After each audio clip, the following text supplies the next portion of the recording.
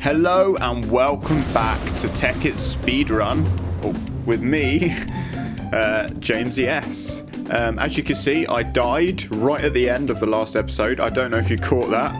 I didn't actually catch it when I was doing the commentary. It was only when I watched back, when I was sort of editing. Oh god, it was a disaster. Flipping camera, Jesus Christ. Right, there we go. That's better. Anyway, so continuing on with the mineral processing mission. There we go. Now I can make the ender chest that I wanted to make, and well, needed to make this happen. So I was hoping. Here's me always going on about how long this session took because I was so drunk when I did it. This episode, then the next episode. I mean, this one's slightly longer than normal. I reckon one more episode of mineral processing and we'll be done with it. Finally, eh? That'd be good. Then we can do other stuff, like go to space. And we'll just have all the materials in the world that we need to do it with, so that's good. So I think, like literally at this point in the recording, I literally have no recollection of what I did. So I'm going to try and watch this. Luckily I didn't lose any stuff when I died. So why have I got water? I needed wool for some reason. Oh, for the, oh shit, yeah, a creeper blew up my sheep pen. I think I just left it, didn't I? And then threw my musket on the floor. Because I was drunk. Yeah. Oh, it was funny. But hey, I got the wool I wanted, so that's all I cared about, really. I guess I didn't bother rebuilding it. Oh, God. And throwing fish at him. It's like my automatic response, just have food, have my gun, I'm not going to fight. Oh, but no, in all seriousness, yeah, that's what I was doing. I was making the ender chests. And it was pretty much the same, you know, for, what am I doing? Right. And obviously, I started work on the ME64K drive. If I bring up a notepad at any point in this episode, it's because I've got, from like, God knows how long ago when I first played Tekkit and made ME systems, I literally just got a recipe of everything you need for a 64K drive, so I just knew exactly what I needed to get. And yeah, it's proved to be pretty helpful, to say the least. Yeah, and that's exactly what I'm gathering up now, funnily enough. So I guess that's what I was working on, the 64. In fact, I know for a fact that that's what this episode was about. 64K drive. Oh, guys, here's a funny story. So I thought, well, it's not that funny. It's certainly wasn't funny at the time. What happened? So I didn't really sleep very well last night. So I thought, do you know what? From now on, you know, I'm always doing these Tekkit videos, and I want to keep these like daily Tekkit videos going. But I thought, do you know, it'd be fun if I just play some free indie games on the side. You know, just little ones that would, you know, only take like half an hour. And because I'm just recording it as is, rather than like recording it then doing the commentary afterwards, like just all in one. It'd be fun. There we go. There's a recipe. So I downloaded a game called Moonlight. And it looked like a charming little like platform game with a simple story.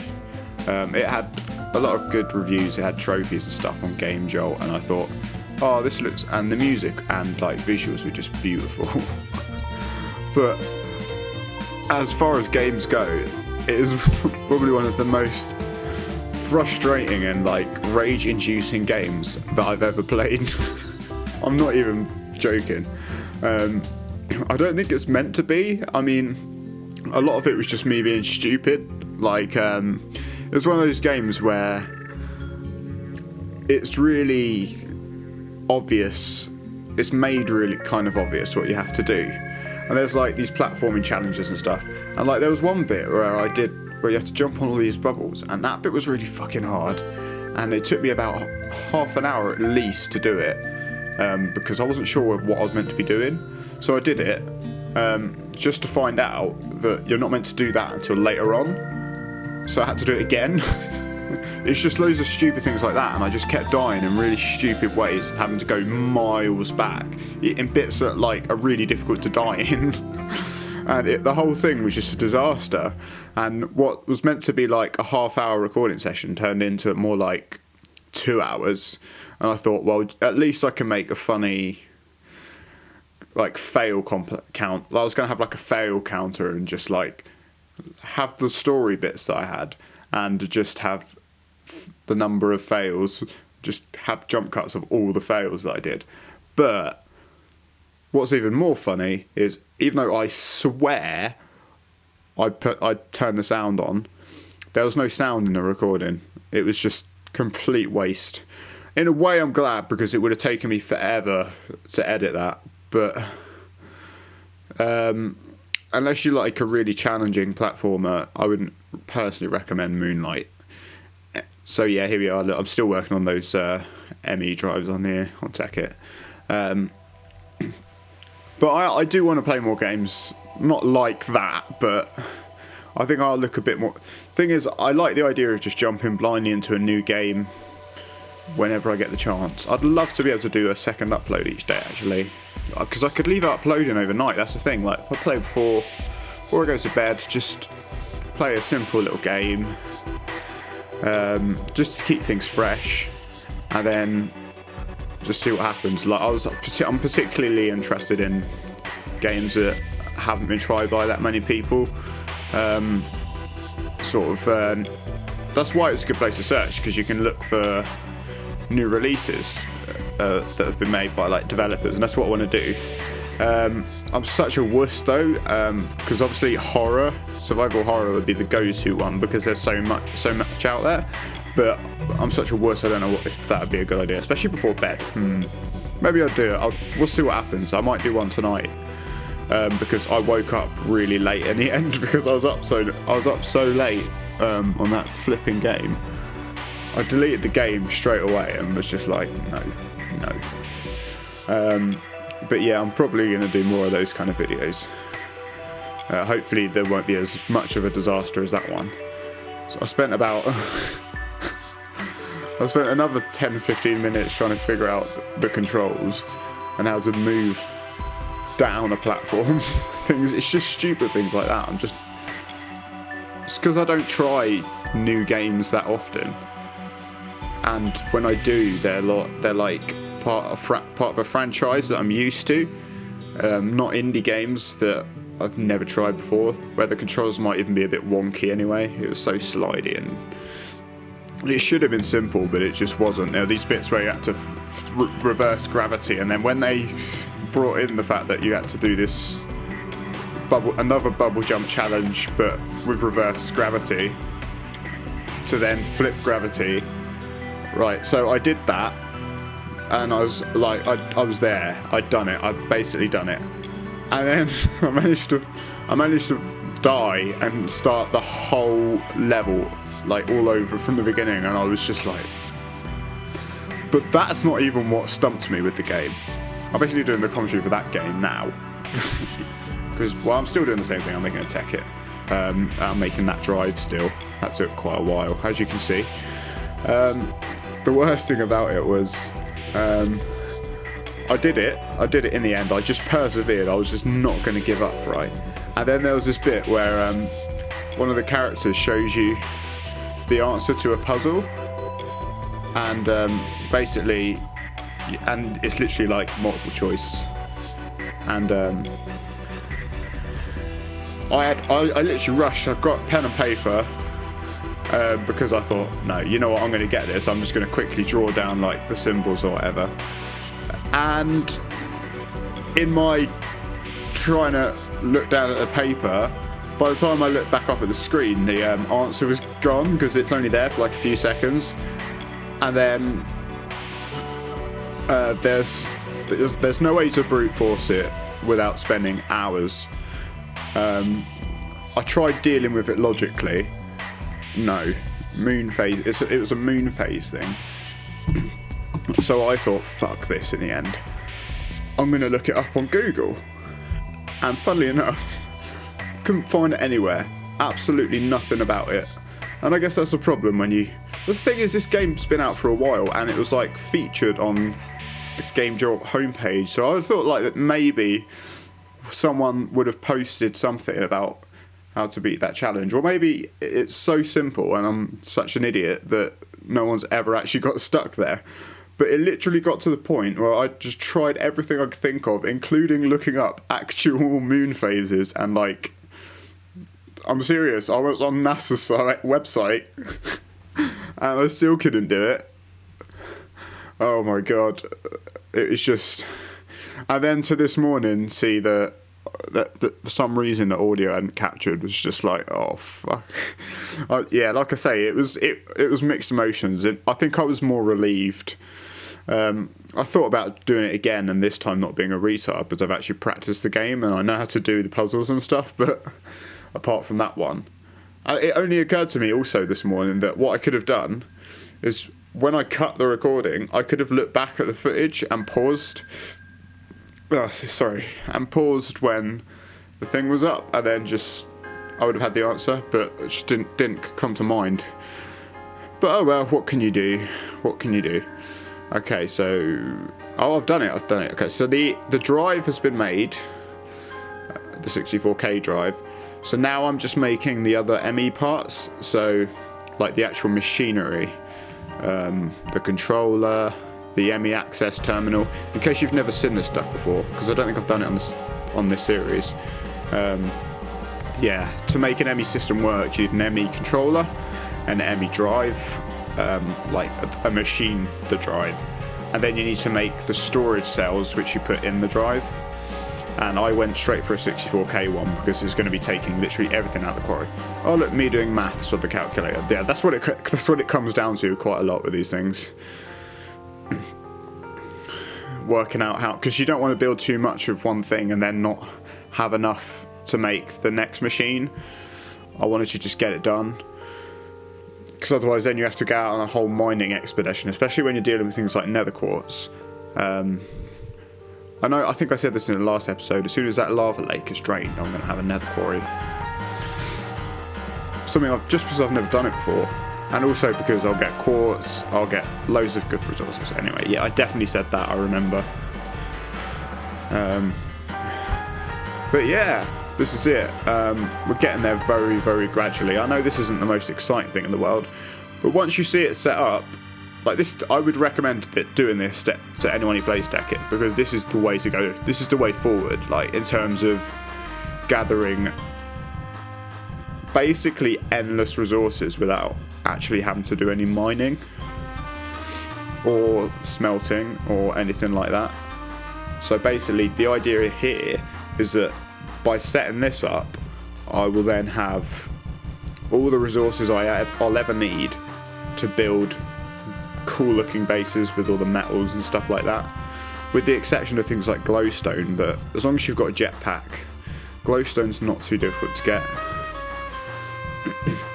It's set over time. It depends how big your base gets, really, because then you have to travel further and further out to get glowstone. But it's still linking books. I mean, I've deliberately avoided using Mistcraft because I'm more into the sciencey Tekkit thing, and like I think a lot of people are, because they massively reduced the amount of sort of magic in Tekkit in this version of Tekkit. Oh, I'm sorry. My chest is getting better. It's getting better, but it's still killing me. Oh, it's horrible. Especially when, like, it's really uncomfortable to sleep. It's not very nice. Oh god, I've got to be up at 6 tomorrow morning, right? And I woke up at 12:30. So I don't know how the fudge I'm going to manage that one. Because I struggle to sleep as it is. Like, to be able to sleep, I have to have slept. Wait, what the hell? That makes no sense. No, I have to have been awake for like 18 hours before I get tired. Usually. Sometimes, you know, I'm alright. I just drift sort of into a sleep. But then what happens is I only sleep for like a couple of hours. I then end up in this really awkward sort of situation where I'm like, I've just got to stay up and power through. And then I never get anything done that I want to get done in a day, and it's a pain in the arse. But I've always got time for games. and Tekkit, no matter how tired and loopy it makes me. Anyway, this is a Tekkit video. I've talked about everything but Tekkit, which is quite funny. That's what a lot of these videos seem to be like. Oh well, you know, it's all fun. It's all fun and games, quite literally. And to be fair, like these episodes, I openly agree that they are a bit boring compared to, like, I mean, the last episode wasn't too bad because it had loads of battles in it, but it's not like there's any real construction or anything going on. It's just me making all these little odd bits, but it all pays off. I mean, it's all for a good purpose. But it's particularly annoying when like in real time you spend like 45 minutes. They're like what we call it. Me and my friends used to call it Inception recipes. So to get a 64K drive, you have to do like 27 recipes, and then it all just condenses into one. So you spend 45 minutes to make one item. It's like ridiculous, and it's not much fun to watch, I'll give you that. But hey, I said I'm going to show everything, and I said I'm going to, you know, show the and the timer going up the whole time. So it's all good, you know. Although I know I lost some of the footage after the first episode. It was pretty much this because I was making something quite similar. Although the ME drive actually wasn't that difficult to make. In fact, is that it there? Have I got it? Yeah, I have as well. I've done it. Yay! It's only taken... Look, I'm just brandishing it like, yeah! Of course I've got it. I've had it for ages. What am I talking about? Because I was talking about how I was making the other machines. And I'm still making other machines. I'm not sure these are ME things, though. Oh, yes, they are. They're the export buses. So that's the import and export buses are what allow items to flow in and out of the system.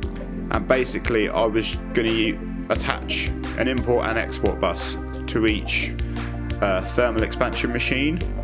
And then you can tell the bus what to put into the machine.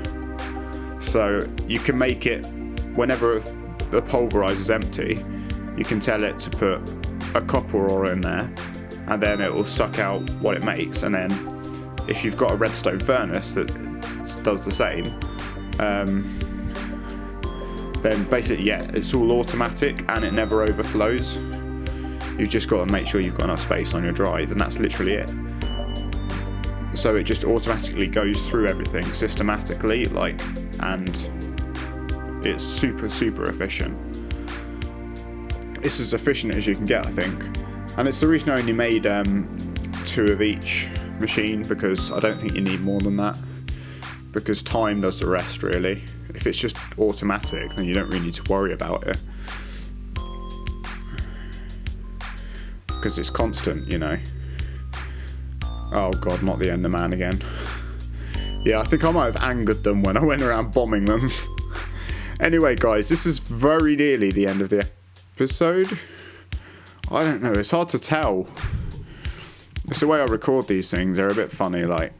I like to nail it, get like right on nail it on the head? I don't know, is that an expression? It just didn't sound right to me. So anyway, guys, thanks for watching. Thanks for listening to my rant about a game that's not even this. Thanks for following the series so far, if you have been. Don't forget to like and subscribe if you enjoy Tekkit, and look out for these new indie games coming out. This should be interesting. See you later. Bye-bye.